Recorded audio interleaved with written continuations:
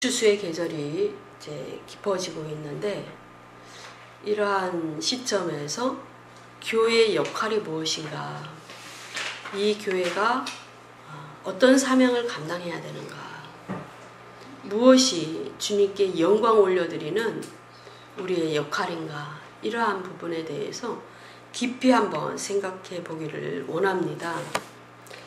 그래서 오늘 저와 여러분이 나누실 말씀의 제목은 생명의 역사를 이루어가는 구원의 방주입니다.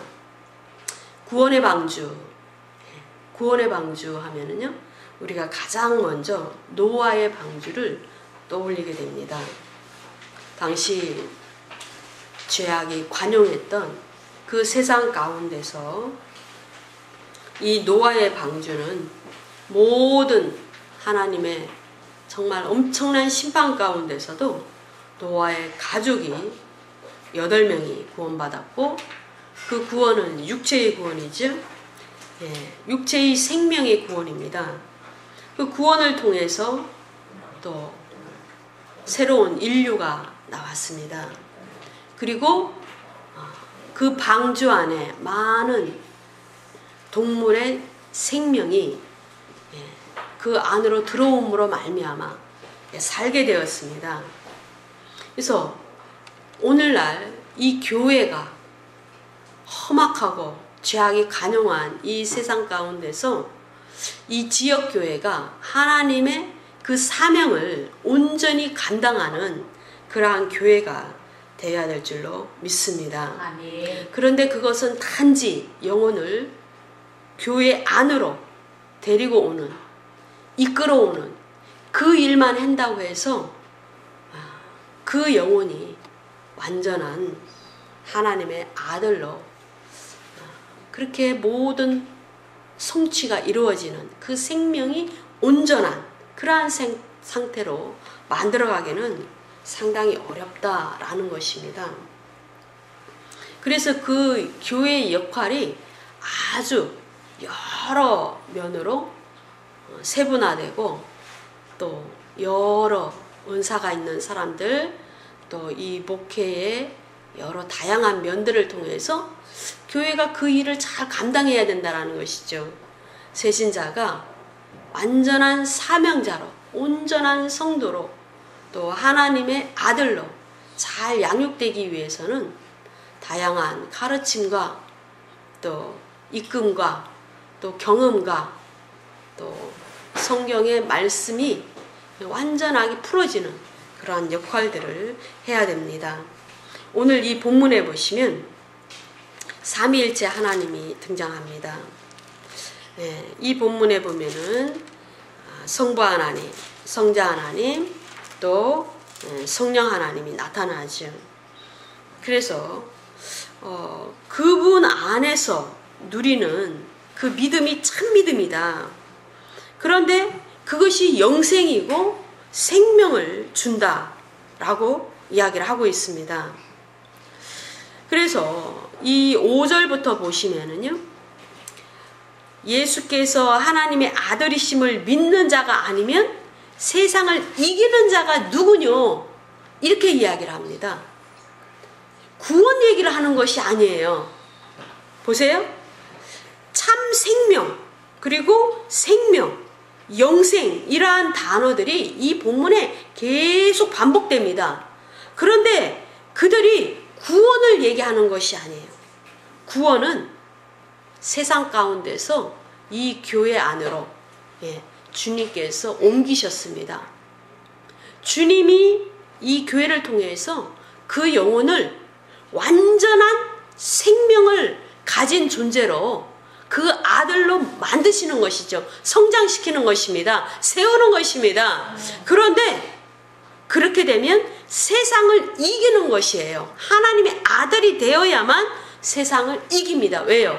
예수 그리스도께서 하나님이시기 때문에 그 완전한 하나님의 아들로서 그 온전한 모습을 보여주셨고, 그것을 통해서 세상을 이기는 것입니다.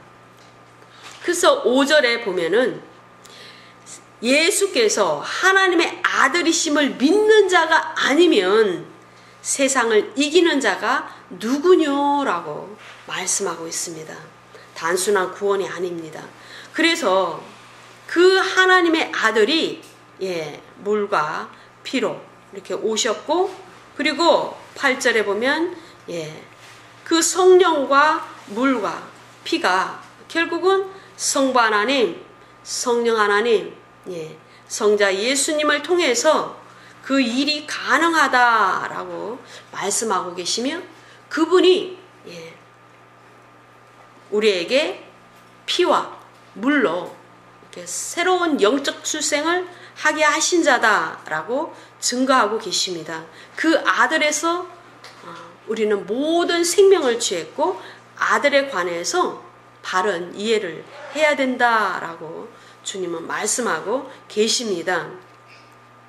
11절에 보시면 또 증거는 이것이니 하나님이 우리에게 영생을 주신 것과 이 생명이 그의 아들 안에 있는 그것이니라. 우리가 하나님의 아들을 믿으면 결국은 세상을 이기는 자인데, 세상을 이기기 위해서는 강력한 생명이 나가야 돼요. 내 안으로부터 강력한 생명이 역사해야 됩니다. 그런데 그 생명이 아들 안에 있다라는 것이죠. 아들 안에 있기 때문에 이 아들이 우리 안에 들어와야 된다라는 것입니다. 그리고 그 아들이 그냥 믿음이 없는 그 연약한 상태의 영을 사로잡아서 강력한 장성한 영으로 성장시키고 생명을 드러내는 존재가 돼야만 예수님께서 세상을 이기고 마귀를 이기고 완전한 육체로 오셨지만 죄를 이기신 것처럼 우리도 영생을 소유했기 때문에 세상을 이기고 마귀를 이기고 또 죄를 이기는 완전한 하나님의 아들들이 되는 그러한 역사가 있다라고 주님은 말씀하고 계십니다. 우리가 구속의 경륜 가운데서 우리 신앙의 여정을 돌아보면은 이 하나님께서 우리를 통해서 구속의 경륜을 정말 각자의 믿음에 따라, 각자의 형편과 사정에 따라, 환경에 따라 아름답게 이루어 가신다라는 것을 우리가 알고 있습니다. 우주 만물에 대해서 하나님의 그 경륜을 펼치시듯이 우리 각 개인의 완전한 하나님의 아들들이 되게 하기 위해서도 구속의 경륜을 아름답게 이끌어 가시고 통치로 풀어내고 계신다라는 것을 아셔야 됩니다.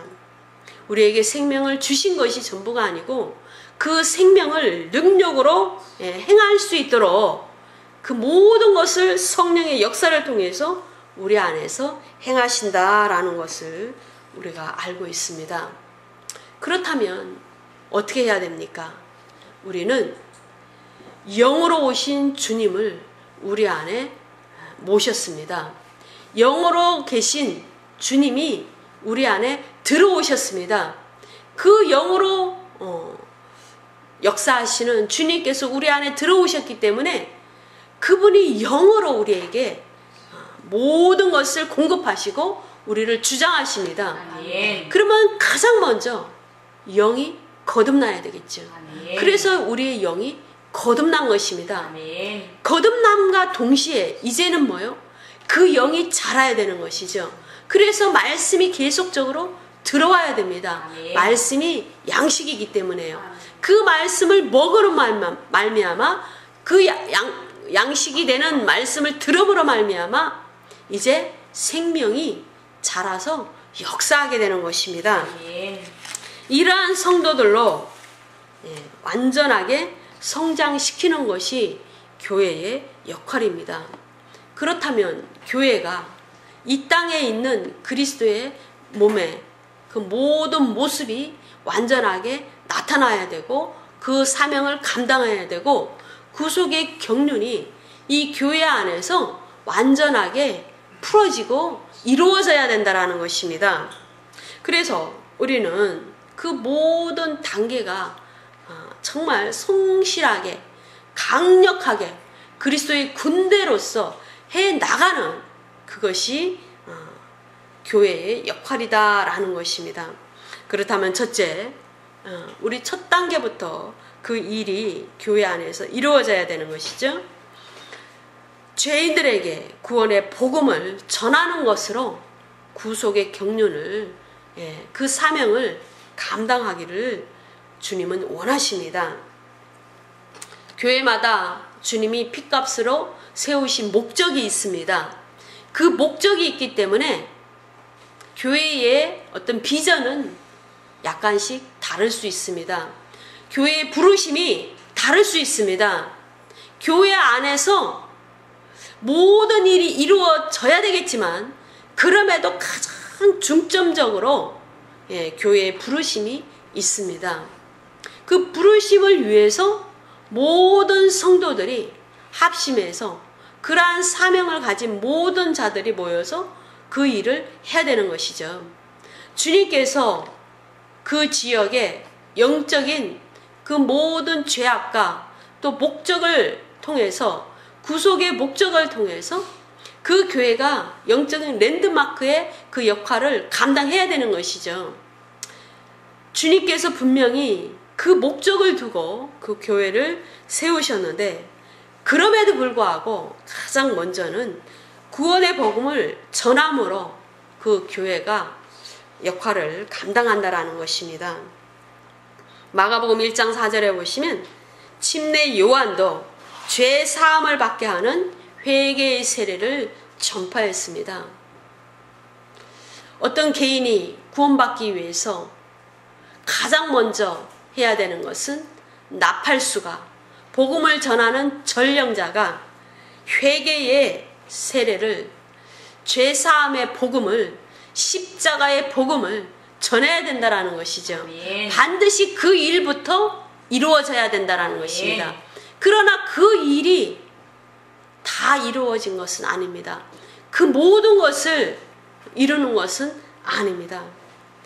그 지역의 영적인 랜드마크에 그 역할을 감당하기 위해서 교회가 모든 일을 해야 되지만 가장 기초는 뭐냐? 구원의 복음, 십자가의 복음, 죄인들에 대해서 그 죄를 일깨우는 그 복음을 전하는 일부터 시작이 돼야 된다라는 것입니다. 그래서 우리 교회가 이제 좀 더 넓은 차원에서 그 전도의 사명을 감당하기를 원합니다. 하나님께서 주시는 그 생각과 또 비전과 붙이시는 사람들과 또 사명자들을 통해서 그 일부터 더 온전한 모습으로 감당하기를 원하는 것입니다. 마가복음 1장 14절에서 15절의 말씀을 보면 예수님께서도 이제 요한이 잡히시는 그러한 사건 이후에 이제 예수님의 사역이 시작이 됐습니다. 이 모든 요한에 대한 하나님의 계획은 당신의 계획대로, 구속의 계획대로 요한을 사용하시는 것입니다. 요한의 제자들이 왜 예수님의 제자로 이렇게 요한이 보냈을까요?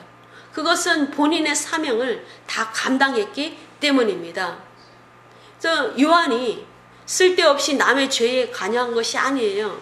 그것은 아니고 요한의 사명은 선지자의 사명이기 때문에 모든 죄에 대해서 부르짖고 그 죄를 인식시키고 일깨우는 것이죠. 그것이 요한의 사명이고 그것이 요한이 예수님이 오시는 길을 닦는 그 물세례를 감당하는 그러한 일도 요한의 사명이지만 죄에 대해서 부르짖는 것도 요한의 사명입니다. 아멘. 오늘날 복음을 전하면서 죄에 대한 인식을 일깨우고 죄에 대해서 부르짖지 않는 그러한 복음이 상당히 많이 있습니다. 사실은 그 일을 하기가 어렵죠. 당신이 죄인입니다.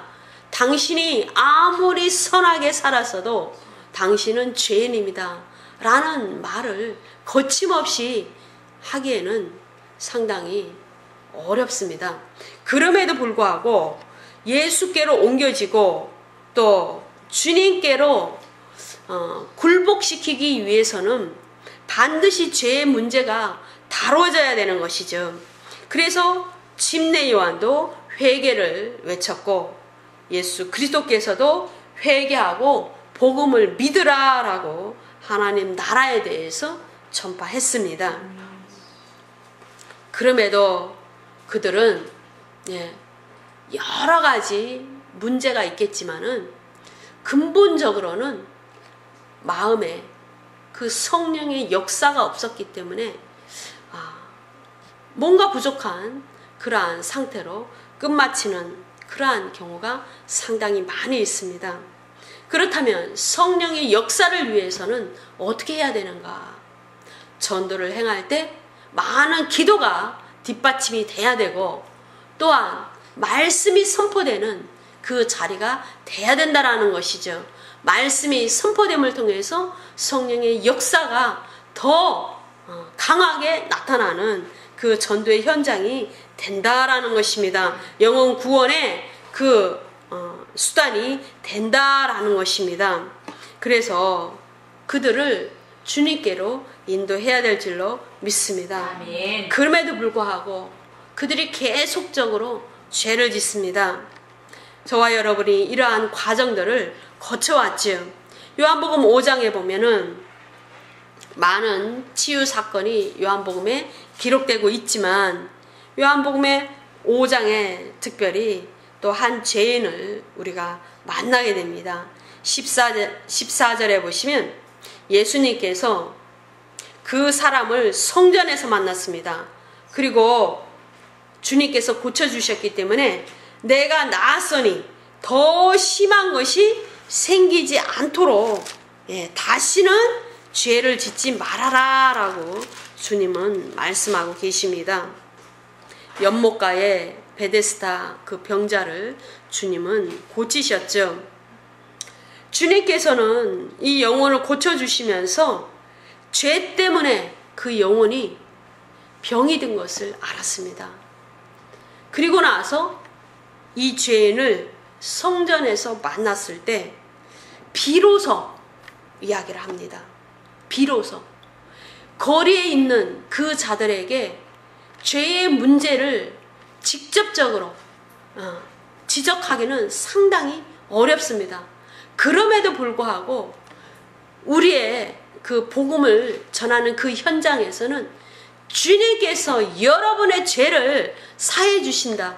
그래야만 여러분이 그 죄가 해결되어서 구원을 받을 수 있다라는 복음이 전해져야 되겠지요. 십자가의 복음이 그것입니다. 이 요한복음 5장에서는 그 죄인이 비로소 성전에서 이렇게 예수님을 만났을 때, 그 발걸음이 성전에 왔을 때 비로소 그 죄를 개인적으로 지적하는 모습을 우리가 만나게 됩니다. 그런데 주님께서는 내가 나았으니 더 심한 것이 생기지 않게 다시는 죄를 범하지 말라라고 얘기합니다. 그렇다면 이것은 무엇을 의미합니까? 더 심한 병에 걸릴 수 있다라는 것입니다. 그 이유가 무엇입니까? 죄를 또 범하게 되면 더 심한 병에 걸릴 수 있다라는 것입니다. 그렇기 때문에 구원받은 자가 반드시 죄의 문제가 해결이 돼야 됩니다. 아멘. 그리고 다시는 죄를 짓지 말아야만 아멘. 그 은혜를 계속적으로 누릴 수 있다라는 것입니다. 아멘. 사단은요 늘 틈을 노리고 있습니다. 그 틈은 죄의 통로입니다. 죄의 통로를 통해서 틈이 벌어지게 됩니다. 그렇다면은 이제는 여러 현상이 환경 가운데, 육체 가운데, 영의 상태 가운데 드러나게 되는 것이죠. 우리가 심각합니다. 그래서 더 심한 것이 생기지 않도록 하라라는 것이죠. 그렇다면 교회 안에 들어온 그들을 더 심한 환경에 직면하지 않도록, 더 심한 병에 걸리지 않도록, 더 올무에 우겨쌈을 당하는 그러한 상태로 있지 않도록 우리는 무엇을 해야 됩니까? 어떤 말을 전해야 됩니까? 어떠한 복음을 전해야 됩니까? 그것은 이제는 더 강력한 주님의 말씀을 전해야 되는 것이죠. 아멘. 세상 안에 있던 그러한 자들에게는 십자가의 복음을 전해야 됩니다. 아멘. 그러나 교회 안에 들어온 자들에게는 말씀을 전해야 됩니다. 아멘. 말씀을 전함으로 그 말씀에 서도록 해야 되고 말씀대로 살아가야 되고 아멘. 말씀으로 정말 강력한 생명을 잉태하는 자로 그리고 생명력을 드러내는 자로 생명을 사용할 수 있는 자로 강하게 무장시켜야 될 줄로 믿습니다. 아멘. 요한복음 8장에 보시면 또 예수님이 간음하다가 잡혀온 여인에게 정말 은혜를 베푸시는 장면을 볼 수 있습니다. 그러나 이 본문에서 우리가 하나님의 그 은혜를 우리가 또 봅니다. 예수님과 이렇게 둘이 있을 때에 그 죄에 대해서 정말 얘기를 합니다. 나도 너를 정죄하지 아니하노니 가서 다시는 죄를 범하지 말라라고 합니다. 간음의 현장에서 잡혀왔다라고 하지만 사실은 현장에서 잡혀온 것이 아닐 수 있습니다. 왜요? 현장에서 잡혀오는 경우는 남자와 함께 잡아서 그 유대교의 그 교리대로 처리를 해야 되는 것이죠. 그러나 여자만을 데리고 왔다라는 것은 그 현장에서 데리고 오지 않았다라는 것을 알 수가 있습니다. 그런데 주님은 그 모든 것을 아십니다. 그 죄에 대해서 아십니다. 그런데 모든 그 고발한 자들에 대해서 주님은 정말 그 모든 공격을 막아주시고 나도 너를 정죄하지 아니하노니 라고 말씀하고 계십니다. 그래서 이 은혜를 깨달아야 됩니다.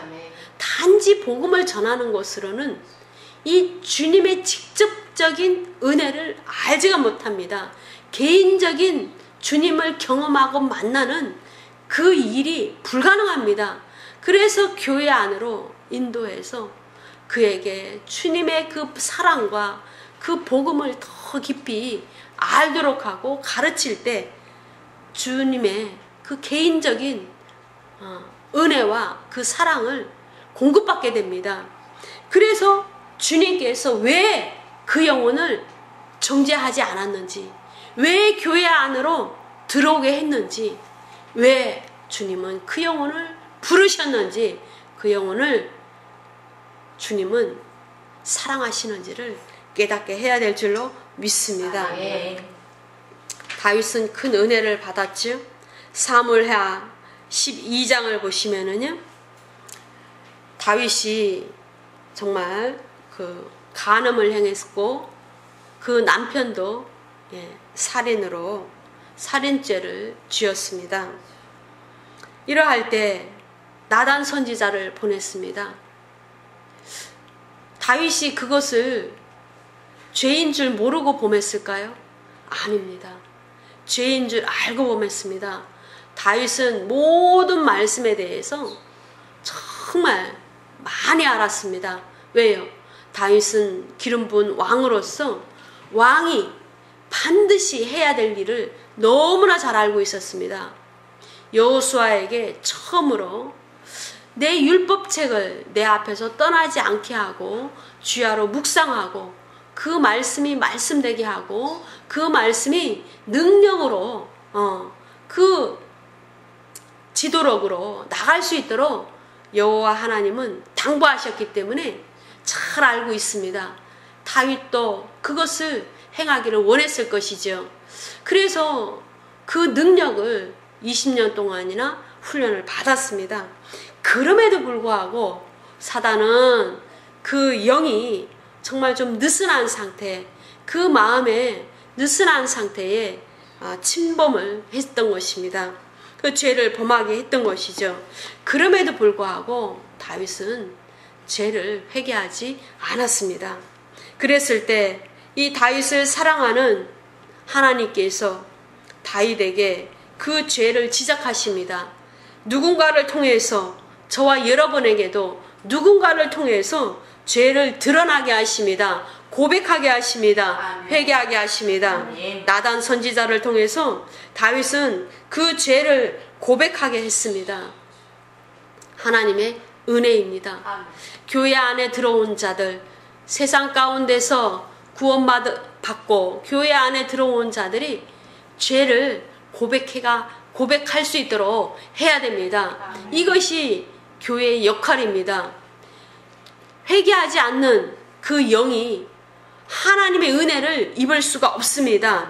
회개하지 않는 그 마음은 말씀이 심기울 수 있는 마음밭이 되지 못합니다. 그래서 그 옥토밭이 되게 하도록 그 죄를 회개하고 해결해야 되는 것입니다.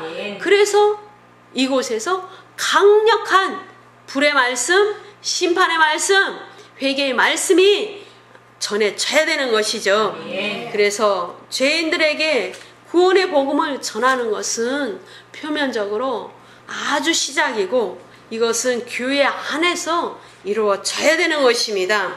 개인적인 만남을 경험하도록, 또 그 영이 깨끗하도록, 그 회개가 일어날 수 있도록 이 교회는 그 역할을 감당해야 될 줄로 믿습니다.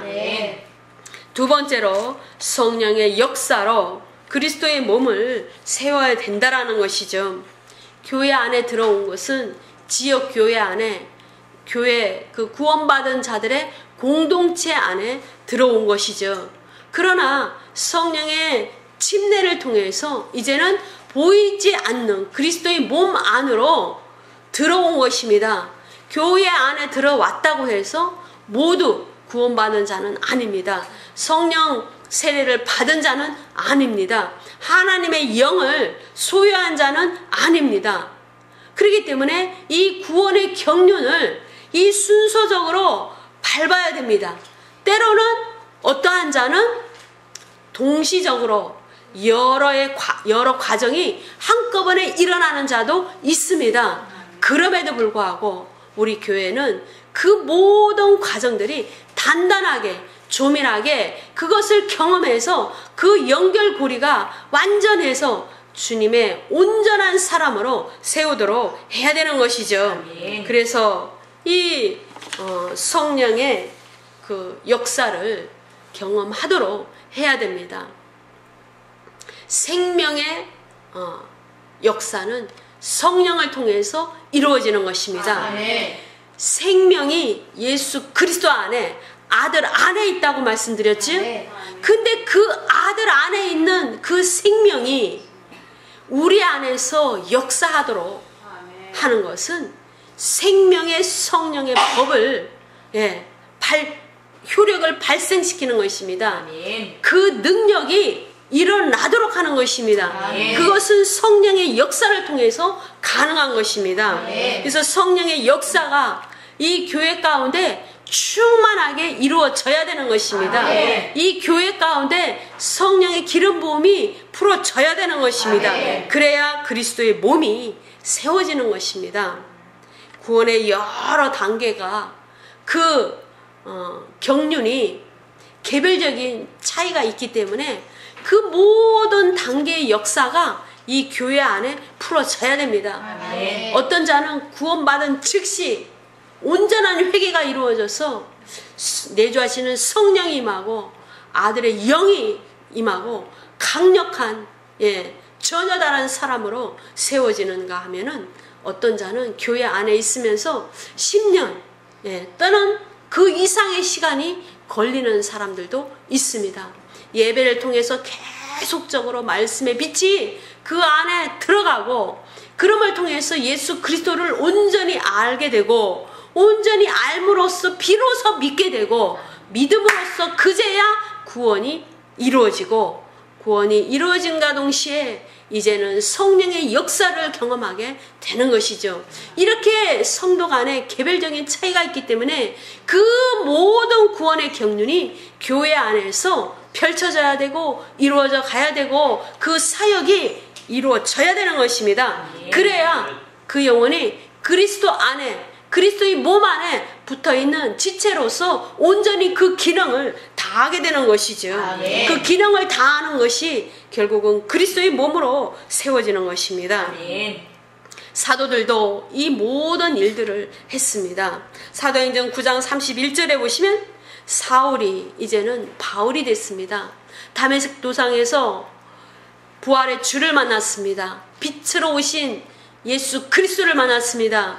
이제는 바울이 깨달았습니다. 육체로 오셨던 그 하나님이 이제 영으로 개별적인 성도에게 다 만나주시고 또 모든 일을 주관하시고 모든 선교 현장에 나타나시고 모든 교회에 역사하시는 그 영으로 오시는 주님을 대면하게 된다는 것을 이제는 바울이 알았습니다. 그래서 바울이 정말 그 주님을 증거하고 믿지 않는, 처음에는 바울이 회심한 것을 모든 자들이 믿지를 못했어요. 바울이 또 잡아 가두고 매질하고 핍박할지 모르니까 모이라고 해도 모이지 않고 그가 전하는 말씀을 믿지 않았습니다. 그럼에도 불구하고 이것이 점점 강하게 나타날 때 이제는 온 유대와 갈릴리와 사마리아 교회가 든든하고 평안 가운데 서가고 주를 경외함과 성령의 위로로 그 모든 구원의 역사가 진행되고 그 수가 더 많아졌다라고 증거하고 있는 것입니다.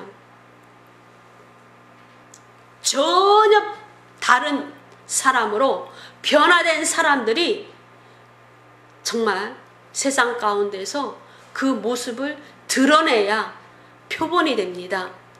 아하, 구원받은 자는 저렇게 변화돼야 되는구나. 저 교회 가운데 저런 역사가 있구나. 하나님의 역사가 있구나. 하나님께서 운행하고 계시는구나. 라는 것이 드러나야 되는 것이죠. 그것이 몸이 세워지는 표적입니다. 몸이 세워지는 이 표적이 많은 소문을 일으키게 되는 것입니다. 그래서 그 지역에 그 영적인 랜드마크로서 정말 무엇인가가 드러나야 됩니다. 말씀 사역하는 이 교회로 주님께서 세우셨다면 뭔가 다른 모습이 드러나야 되는 것이죠. 그들에게 정말 온전한 말씀이 전해져야 되고 또 진리가 전혀 다른 수준으로 전해져야 되는 것이죠. 여러 방법으로 전도지나 또 정말 그 거리 설교나 또 여러 그 미디어를 통해서 전혀 다른 설교의 수준이 나가야 됩니다. 그것이 주님께서 그 지역을 통해서 전혀 다른 그 영적인 그 수준으로 그 교회를 세우신 그 목적이 성취되는 것입니다. 이 지역에 많은 교회가 있지요. 주위에 겉으로는 굉장히 커 보이는 교회가 있습니다. 그러나 들어가 보니까 사실은 그렇게 크지는 않더라고요. 규모가 그렇게 크지는 않아요. 겉모습은 굉장히 커 보이는데 크지는 않다라는 것을 제가 알았습니다. 근데 왜 그렇다면은 주님께서는 주위에 많은 교회가 있는데 왜 말씀을 전하고 말씀 사역으로 세워지는 이 교회를 세워 주셨을까요? 그것이 필요하기 때문입니다. 그래서 복음을 오랫동안 전했고 그럼에도 불구하고 이것이 하나님의 그 생명을 낳고 생명을 역사하고 그 생명력을 드러내는 그런 온전한 사람으로 세우는 그 아들의 기름 부음이 약하기 때문에 그것을 위해서 주님은 교회를 세우셨다라는 것입니다. 그래서 이것을 위해서 많은 가르침이 있어야 됩니다. 사도행전 11장을 보시면 25절에서 26절의 말씀입니다. 바나바가 이제 그 역할을 하고 있고, 또한 바울된 사울도 데리고 와서 다소에 가서 데리고 와서 이 안디옥 교회에서 그 역할을 하는 것을 볼 수 있습니다. 그리스도의 몸을 세워서 정말 부흥을 통해서 그 하나님의 역사를 이 세상 가운데 이루어내는 것을 온전한 그 모습을 어떻게 이루어가는 것을 우리가 보게 합니다. 그래서 안디옥 교회에서 제자들이 정말 큰 무리를 가르쳤고, 비로소 그리스도인이라 일컬음을 받게 되는 그 역사를 이루어냈습니다. 그러므로 말미암아 그 가운데서 말씀의 역사가 굉장히 강하게 나타났다라는 것이죠. 이 교회가 왕성하게 일어났다라는 것입니다. 가르치는 역사, 그리고 모여서 기도하는 그 일들이 전혀 변함없이 이루어졌다라는 것입니다. 그래서 결국은 그리스도의 몸이 온전하게 세워졌습니다. 이 모든 것이 성령의 역사를 통해서 이루어졌습니다. 아멘. 에베소서 4장의 본문을 보시면 16절입니다. 그에게서 온 몸이 각 마디를 통하여 도움을 받음으로 연결되고 결합되어 각 지체의 분량대로 역사하여 그 몸을 자라게 하며 사랑 안에서 스스로 세우느니라 그랬어요. 이 몸을 자라게 하기 위해서 말씀 사역이 이루어져야 되고, 상담과 여러 교육이 이루어져야 되는 것이죠. 주님을 알아가도록 밀착해서 영혼을 세우는 일이 일어나야 되겠습니다. 그것이 사랑 안에서 이루어져야 됩니다. 많은 사역자들이 있어야 되겠죠. 그래서 11절에 보면은 어떤 사람은 사도로, 어떤 사람은 선지자로, 어떤 사람은 복음 전하는 자로, 어떤 사람은 목사와 교사로 주님은 부르셔서 그들을 통해서 교회를 맡기셨고, 또 성도를 온전케 하는 그 일을 감당하게 하셨다라는 것입니다. 그런데요, 이것이 정말 각자의 그 부르심에 따라 그 사역을 해야 되는 것입니다. 부르심이 없는 그 사역을 하는 것은 상당히 어렵습니다. 성령께서 부르셨어요. 그렇죠? 성령께서 부르셨습니다. 성령께서 은사를 주셨습니다. 그러니까 성령께서 그 은사에 따라 직분을 주셨습니다. 직분에 따라 사역이 이루어지는 것입니다. 그렇다면은 그것이 전부 다 이루어져야 되기 때문에 교회 안에서 사도로, 선지자로, 복음 전하는 자로, 목사와 교사로 삼으셨다라는 것이죠. 그러니까 교회 안에는 이러한 사역자들이 다 있어야 된다라는 것입니다. 그 모든 사역이 이루어져야 교회의 그리스도의 몸을 세우는, 교회 안에서 그리스도의 몸을 세우는 그 일이 가능하다라는 것입니다. 그러나 이것이 정말 불가능한 교회도 상당히 많이 있습니다. 그래서 교회는 안수집사, 그리고 장로님, 그리고 여러 사명자들이 또 있게 되는 것이죠. 그러니까 그러한 조직들, 제도라고 말하는 그러한 특별한 평신도 사명자들을 통해서 이 교회가 아름다운 사역이 이루어질 때 그것이 비로소 교회다라고 말하고 있습니다. 사도 바울은 이러한 자들이 함께 교회를 구성원으로 이루고 있을 때 이것이 결국은 지역교회의 아주 최소 단위다라고 성경은 이야기를 하고 있는 것이죠. 그래서 이러한 교회의 모습을 갖출 수 있도록 우리 교회는 부단히 기도하고 그 모든 털을 닫고 있는 것이죠. 그럼에도 불구하고 이 많은 사람들이 모이면 여러 가지 부조리한 모습들도 보이게 되는 것입니다. 마가복음 9장을 보시면 34절에서 37절의 본문입니다. 이 본문에 보시면 다툼이 일어납니다. 그리스도의 몸을 이루고 있는 지체 간에, 제자들 간에 다툼이 일어나는 것이죠. 서로 누가 크냐 쟁론하면서 분쟁을 일으키고 그것이 사단의 통로가 되는 것이죠. 그런데 예수님께서 12제자를 불러서 말씀하십니다. 누구든지 첫째가 되고자 하면 뭇사람의 끝이 되며 뭇사람을 섬기는 자가 되어야 하리라 라고 주님은 말씀하고 있습니다.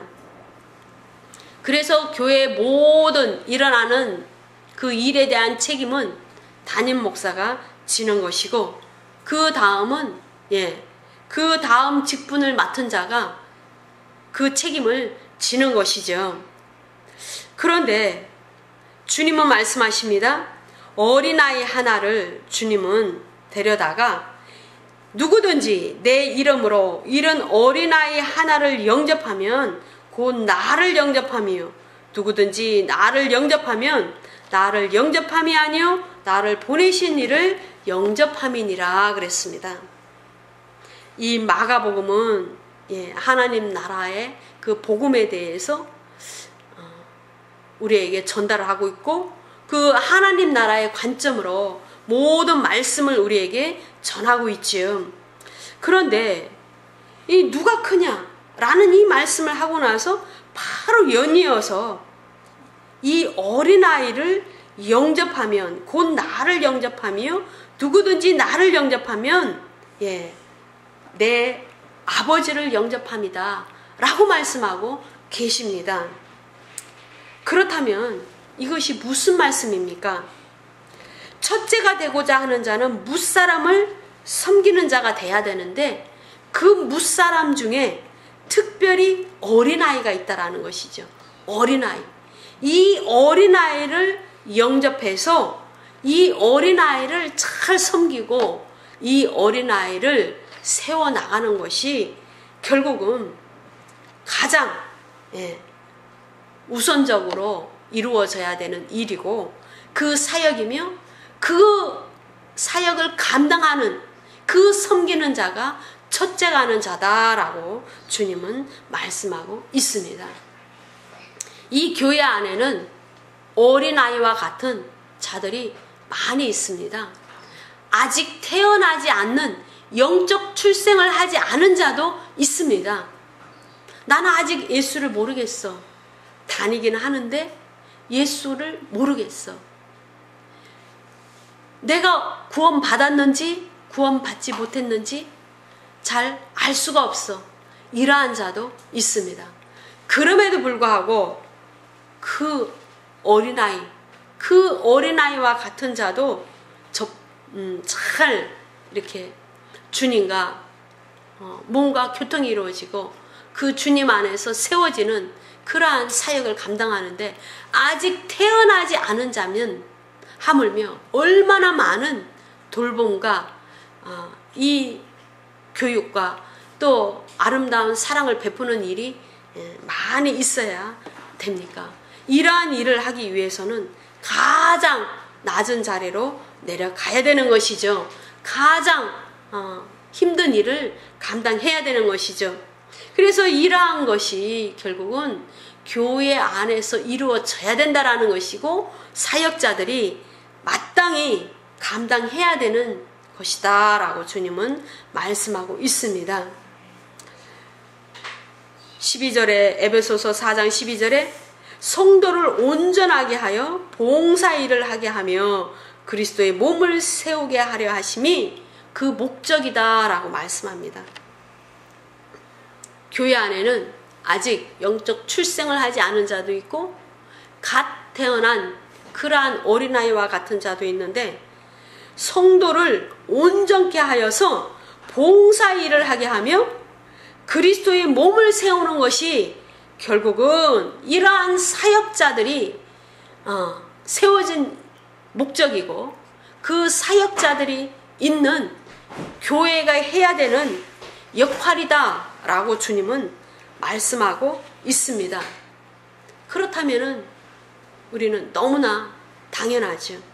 교회가 이러한 일을 해야 되는 것입니다. 우리 교회가 이러한 일을 해야 되는 것입니다. 그래서 계속적으로 말씀이 지속적으로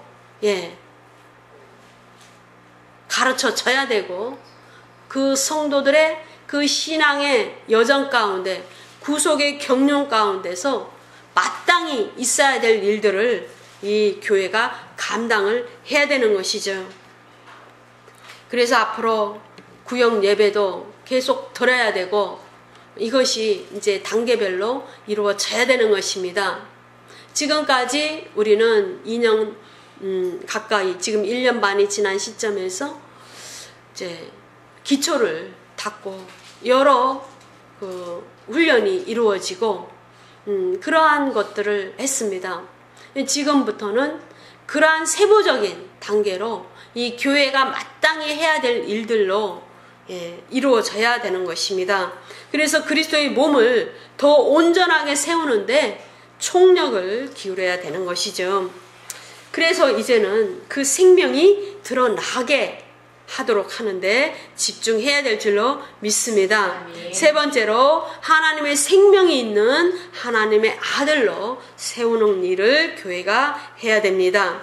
요한일서 5장 13절에 우리가 읽으신 대로 하나님의 아들의 그 이름을 믿는 그들이 하나님의 생명이 있는 것이고 그 생명이 결국은 그 영을 아름답게 한다라고 주님은 말씀하고 있습니다.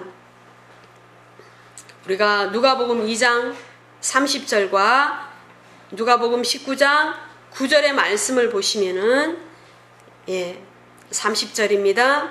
내 눈이 주의 구원을 보았다라고 쓰고 계십니다. 내 눈이 주의 구원을 보았다. 이 말씀이 무엇을 의미할까요? 눈은요, 몸의 등불입니다. 눈은 몸의 등불입니다. 그런데 내 눈이 주의 구원을 보았다라는 것이죠. 우리는 영으로 오신 주님과 계속적으로 교제를 함으로써 그분으로부터 생명을 공급받음으로써 이 신앙이 자라고 온전케 되며 세워지는 과정을 겪고 있습니다.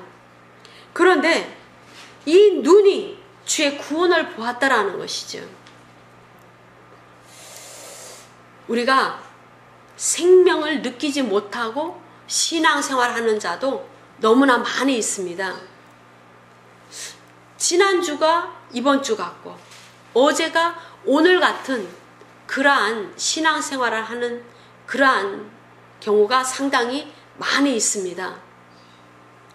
그런데요, 늘 깨어있는 자는 우리의 마음의 영이 우리 영 가운데 그 성령께서 하시는 그 모든 음성에 초점을 맞추게 됩니다. 그분이 무엇을 말씀하시는지, 그분이 나에게 무엇을 요구하시는지 말씀의 순종에 대해서 깊이 깨닫게 됩니다. 그래서 우리 영이 밝아지고 영이 강하게 됩니다. 그런데 그 밝아진 영, 강하게 된 그 영이 주님이 나에게 은혜로 베푸신 그 구원을 깨달아 알게 되고 보게 됩니다. 그럼으로써 이제는요, 이 환경 가운데서 더 친밀하게 주님을 만나게 되는 것이죠. 세미한 음성을 듣다가 이제는 환경 가운데서 주님의 손이 운행하시는 것을 보게 됩니다. 그것은 그 안에 있는 생명이 자랐다라는 증거입니다.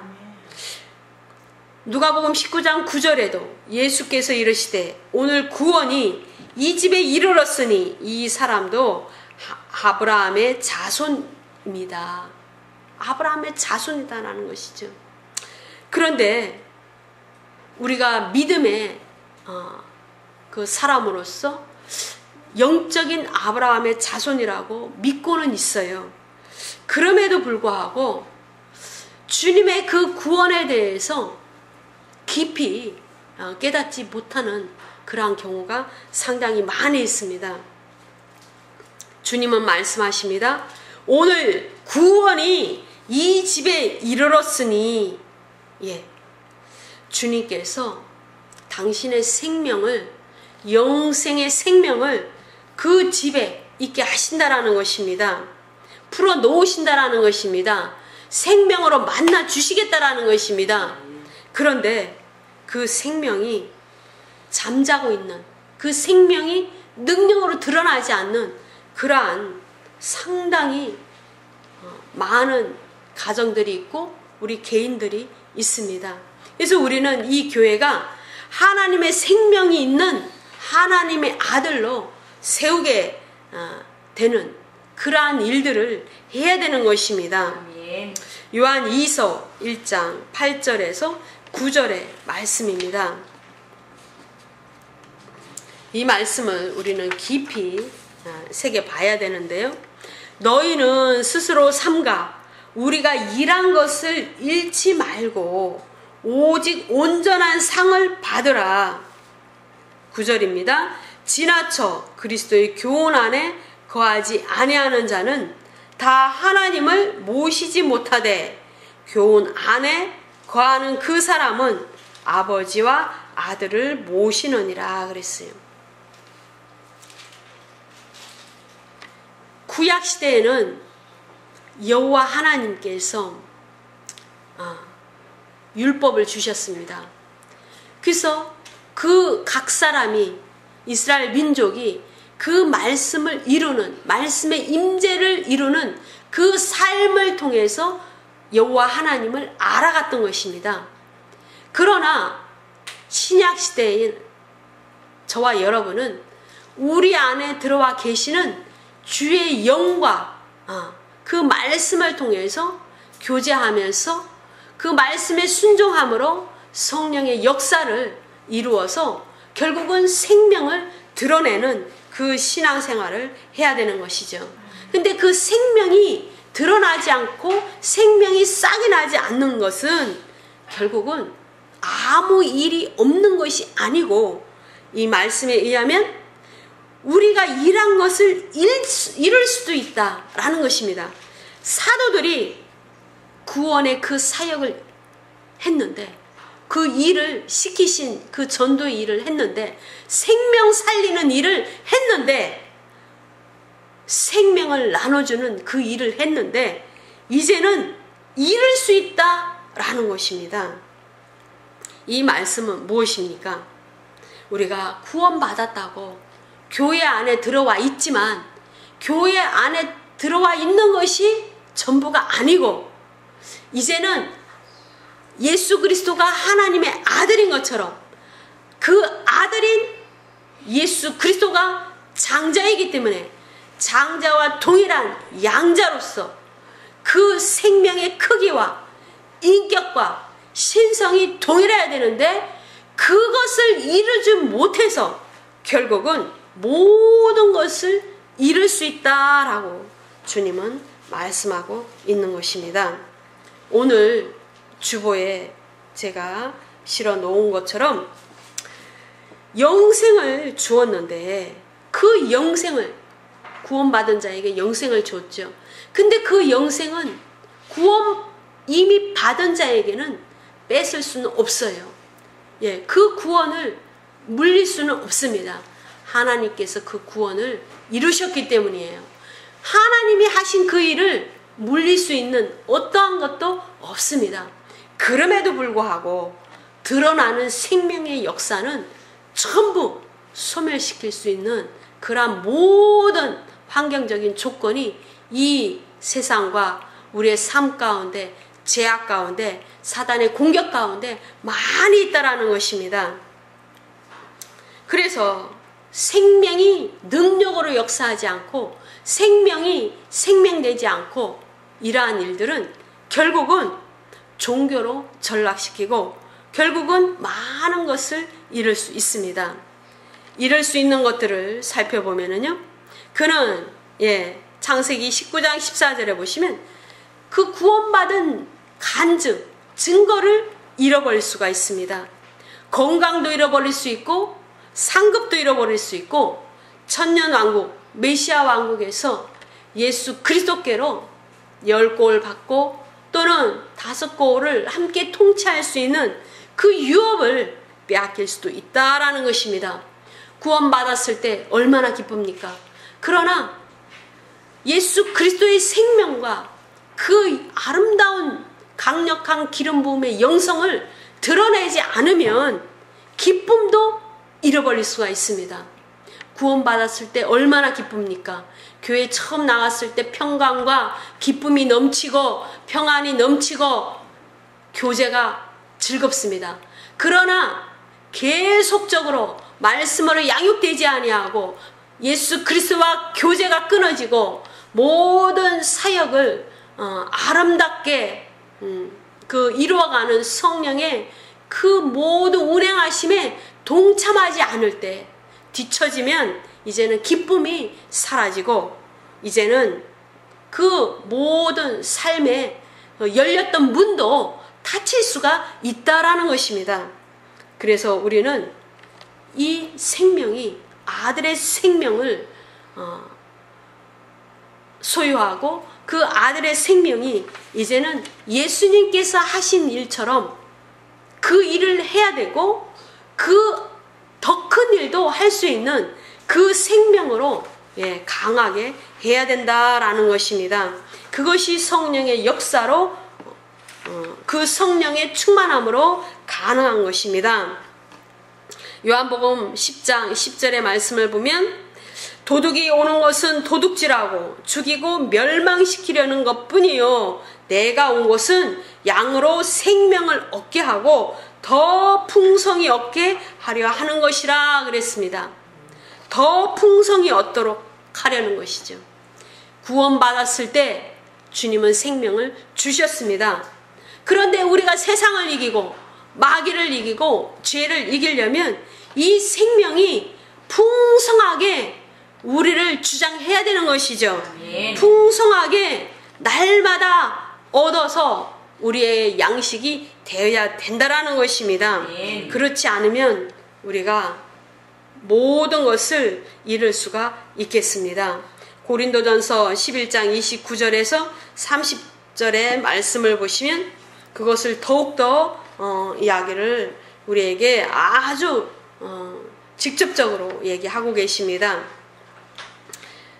주의 몸을 분별하지 못하고 먹고 마시는 자는 자기의 죄를 먹고 마시는 것이니라 그랬어요. 우리의 몸은 이제는 십자가에서 못 박혔죠. 그러나 이제는 주의 몸입니다. 주의 몸. 주의 몸. 그 주의 몸이 무엇입니까? 이 구원받은 자들이 모여있는 그 공동체죠. 그 공동체를 의미하는 한 떡에 참여하는 것입니다.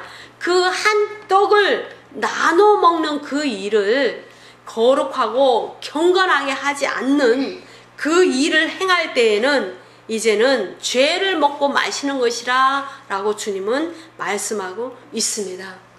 이 교회 안에 정말 주님께서 이 땅에 세우신 당신의 그 몸 안에서 반드시 있어야 될 거룩과 또 가르침과 온전한 그리스도의 그 충만한 기름 부음이 온전하게 이루어지지 아니하고 또 서로 간의 협력과 또 지체로서의 그 역할과 또 각 마디마디마다 흘러가는 성령의 역사가 이루어지지 않고 그 지체들이 세워지는 일이 아름답게 이루어지지 않는다면 각 개인이 병든 것처럼 교회도 병이 되는 것입니다.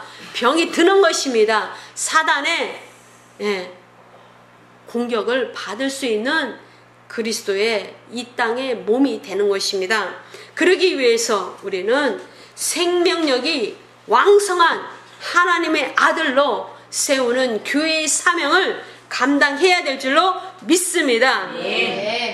그래서 이러한 교회로 이 지역에 그 생명을 흘려보내는 영적인 랜드마크의 그 역할을 감당하기 위해서 저와 여러분은 정말 힘써야 되고, 이 교회 안에는 다양한 사역자들이 모여야 되고, 또 그 사역자들을 통해서 행하시는 성령의 역사에 적극적으로 동참해야 되며, 또 모든 성도는 교회의 부르심에 합당하게 말씀으로 순종해야 되는 줄로 믿습니다. 오늘 주님께서 우리 교회를 통해서 하시는 그 모든 말씀을 우리는 아멘으로 받아야 될 줄로 믿습니다.